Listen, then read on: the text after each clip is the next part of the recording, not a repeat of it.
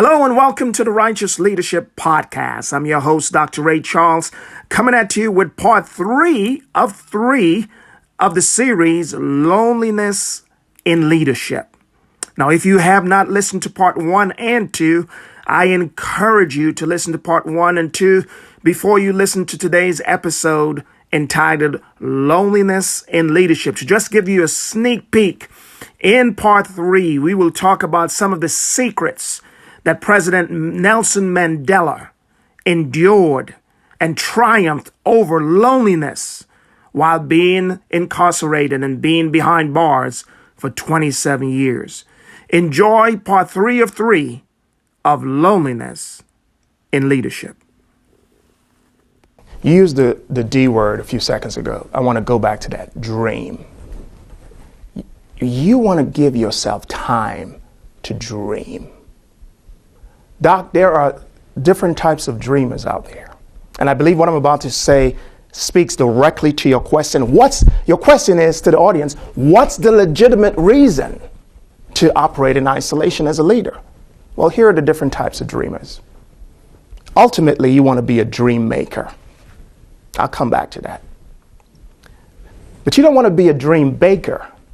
You constantly put in a new bake in the oven.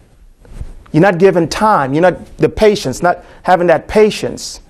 That's because you haven't given your time to be quiet and isolate yourself to get the full understanding of that dream. That takes some isolation. So there's dream makers, there's dream bakers, there's dream fakers. You know, the whole concept of fake it till you make it. Mm-hmm.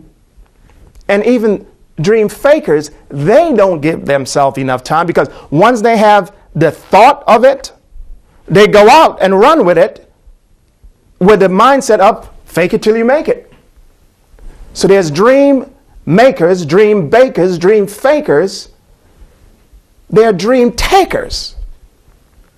You get the thought, you don't quiet down to assimilate that thought, but then you go and share it with someone and they put doubt in your heart and they take it away from you. Dream makers, dream bakers, dream fakers, dream takers. But there's one last one. Dream undertakers. Undertakers. Who are they? Dream undertakers are those who bury their dream with them. They are dream undertakers. They are those, like I've shared with you, whose legacy died with them. They never took the time to mentor someone who can then take it to another level. So we just shared 5 different types of dreamers. And the only one... And also I challenge our audience to identify where they are. Exactly. And also differentiate people who they are based on these 5 types of dreamers. The only one that will bring forth a full birth is dream makers. And that requires the conception of the seed, the germination. It takes time. That's the understanding, the wisdom welling up, the strategy, having that notepad at your bed, not sharing it with the world yet, gaining full understanding. That's all during isolation. And then the execution. Did those help, Doc? Those 5 types of dreamers. Yeah, it's very powerful. But let's say, people, they may not be convinced that they should find a way to collaborate with other leaders. Mm-hmm. What are the side effects? What kind of prices they're going to pay if they don't avoid operating in isolation? The impact. Individually, organizationally. What are the side effects, consequences of operating in isolation? There are 3. There are 3 key ones. I'm sure there are lots. And it's the acronym HER, H-E-R. H stands for the hourly impact. By operating in isolation, it's going to take you a whole lot longer to execute a task that if you can identify a few allies, that can be executed in a much shorter period of time. So there's an hourly impact of operating in isolation. The E in HER, H-E-R. The E is that there's an emotional impact. That feeling of isolation can be even developed further into doubt, into depression. I mean, it goes on and on, and feeling like a failure. So all of those words that I'm describing, these are all emotional words. So there's an emotional impact.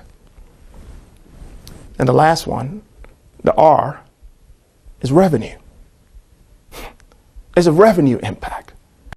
Just one word from sharing your, not failure, but setback. Just sharing your ideas, sharing your opportunity, doing a mini SWOT analysis with a colleague can give you that aha moment and give you that acceleration, which you can then call your board or your direct reports or your senior executives and say, guys, I got a solution. I have a strategy. You wouldn't be able to run with that if you operate in isolation. So there's a revenue impact, there's an emotional impact, and there's an hourly impact. So the impacts are at individual level and organizational level. So organizations should take time and identify and help leaders who are lonely. Because that's a setback to the organization. Because think about it, that leader has been operating in isolation. Let's say if he dies because of accident or health issue and so on, his knowledge, his experience, everything dies with him. Let's say that your organization expands. You don't have people who can take some assignments and challenges because this leader has been operating in isolation, never developed people to take other challenging positions like he did. So considering the impacts at the organizational level, organizations should pay closer attention to those leaders who are lonely. They should find a way to give them incentives to operate in collaboration. Just as we have a research and development line item and different line items in a budget, we ought to have a line item for personal development, personal and professional development. And that's why I'm so excited about companies like the company that I'm affiliated with, Vistage International, that opens that space for leaders to come together in a safe environment to unpack and receive an objective viewpoint from their peers about the particular issue prior to unrolling it in their particular organization, rolling it out within the organization. So now we are talking about the solutions, the how. So how can leaders stop operating in isolations and start to collaborate and find people who can support them, nurture them, and also help them achieve what they dream? You know, I want to go back to what are some of the steps? I want to go back to Rocky. The I is involved. Just get involved. You know, sometimes the steps begins by serving, by being that servant leader, getting involved in your chamber of commerce, getting involved in different business organizations, getting involved, serving on a nonprofit board. The person that is sitting right next to you could very well be a solution and a resource for your company. But you don't go in there with the intent and the motive just to help me. Look at me, look at me. But you go in there with the intent to serve. It begins with service, not solution.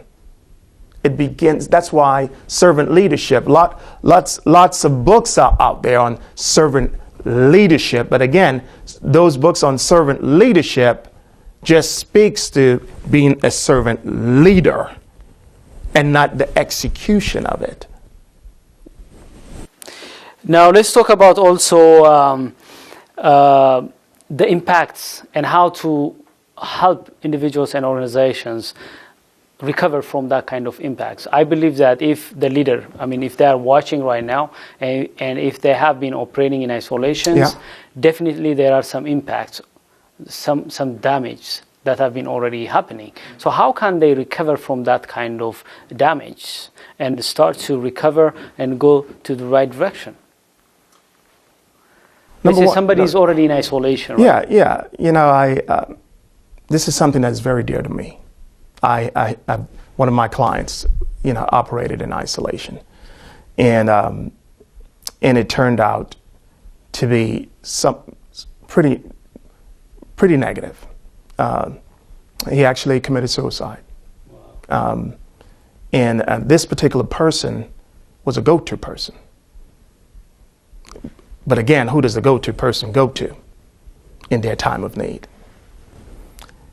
I believe the way out, the how, is to first be open that there are different dimensions of a leader.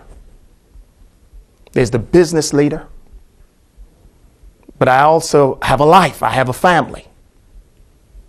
So there's the emotional aspect of that leader. And just to be open to be led as a leader.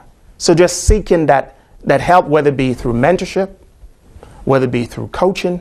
But I firmly believe, Dr. Asked, the number one path is just to serve.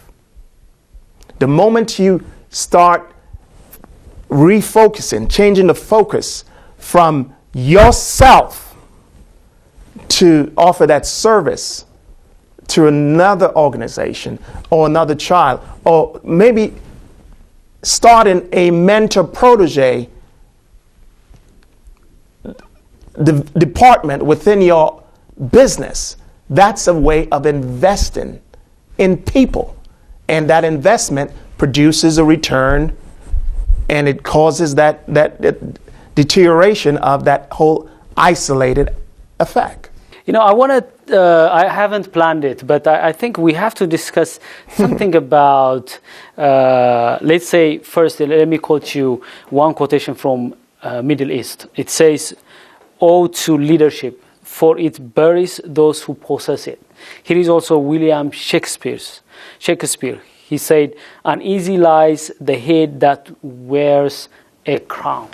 So there is a challenge for leaders, and some leaders may find themselves in a very difficult position where they are kept alone. Let's talk about Nelson Mandela. When he was in jail, he was forced. He didn't have any choice. Now, he was forced, He didn't choose to be alone, but he was not lonely.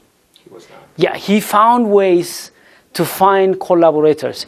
As you said, he was serving while he was in jail. Yeah. There may be other leaders right now, maybe they are in jail, maybe they are in a very difficult situations. If you go to my country, there are great leaders. Some of them are my friends, like Andualem, he's an opposition leader.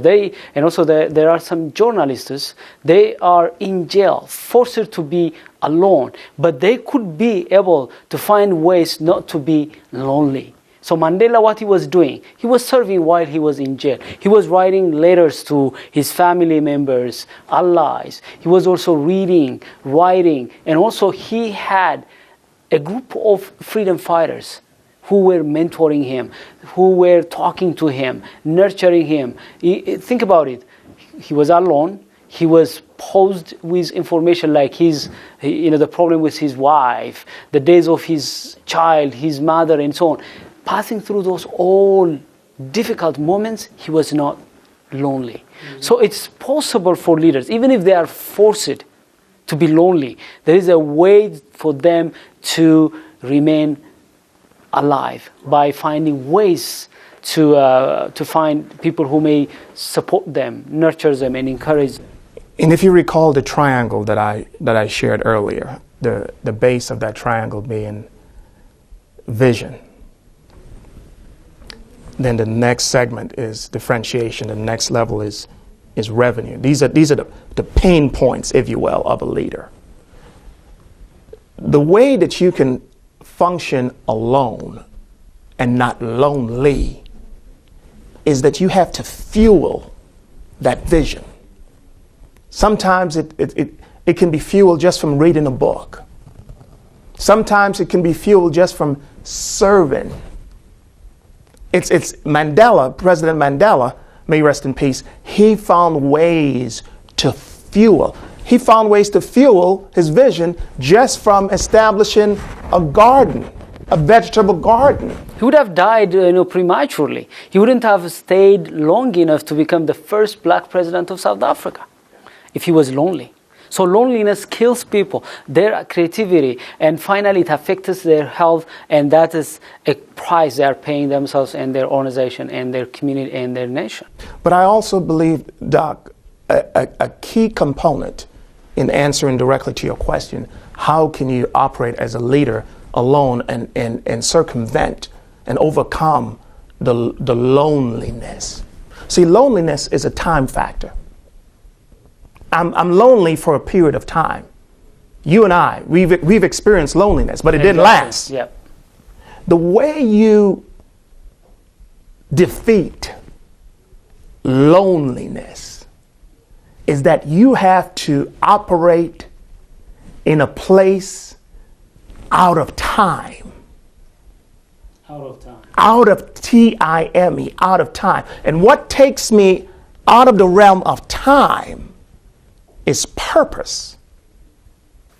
That keeps you alive. That keeps me alive. Survive that moment of that season of loneliness. I have to feed that fuel. Even though the circumstances tells me that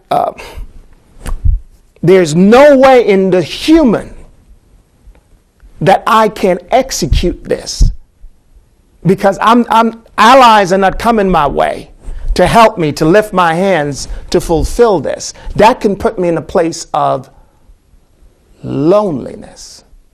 By the way, I like this because, in the past 2 decades, I have had, I believe, 4 loneliness situations. Come on, talk about seasons. In those seasons, if you ask me what helped me survive, what the purpose you're talking about, it took me out of the time. It took you out of the time capsule. Exactly, because if you are bound with time, and if you feel like you are helpless, and if you think that this loneliness is going to continue forever, you're wrong. Because it has its own time. When the time expires, you're free. Yes. If you use that loneliness time, because I made some transitions from one profession to another, from one organization to another, until I reached this level. I don't know, maybe in the future I may have a situation where I need to have a transition. So during those periods, what kept me alive is because I took myself out of time, stick my eyes, my vision onto something that I'm passionate about. That means my purpose, my mission in life. I knew that, that transition period gonna last. It may be 1 year, it could be 1 month, it could be 3 years. So if there are people, leaders who are maybe right now out of job, maybe called out, maybe in jail, or maybe sick, hey, this loneliness season will pass away. They have to have that purpose, that keeps them out of the rule of time. They become out of the control of time. That makes you alive while you are really in a situation where you are lonely. Yes. In President Mandela, going back to his example, as he was developing his garden, and this is all documented. This is not Dr. Ray speak. Yeah. This is all documented. When he was interviewed, they asked him, why did you spend so much time developing this garden? His response was, it takes me out of the realm of time. Wow. Repeat it. It takes me out of the realm of time. So then the question is, what garden are we developing that can take us out of the realm of time? That garden could be a child. That garden could be an at-risk youth. That garden could be service. Garden is simply a metaphor. What garden? And Dr. Askett, we've been talking for a while on this show, but I believe this is like the core of it. What garden are we developing? Is the garden just us? It got to go beyond us. What garden are we developing that can take us beyond the realm of time, still be alone, and slay that dragon of loneliness? By the way, many of the successes that I have achieved, I'm not saying I'm successful yet because I'm on the learning curve, but the successes that I have achieved happened because of those loneliness seasons. Because during those seasons, I have written books. During those loneliness seasons, I served. During those loneliness seasons, I strategized. And many of the jumps, many of the successes that I have achieved happened because of those seasons. Because during those seasons, I was not lonely. You found your garden. Exactly. You found your garden. You developed your garden. You nurtured your garden. Exactly. That's what you do. Exactly. During that period. So that's what we encourage our audience. Dr. Ray, I really enjoyed our discussion. Thank you very much for coming. This was great. On behalf of ISAT and our audience, thank you very much for coming. We enjoyed this discussion. Dear our viewers, we have concluded this discussion about leaders not operating in isolation. It's very important. You may be lonely right now, but believe that you can use that opportunity to serve others, to maintain your sanity and come out from that loneliness. But you need to find people who can collaborate with you, support you, and help you while you are passing through your loneliness season.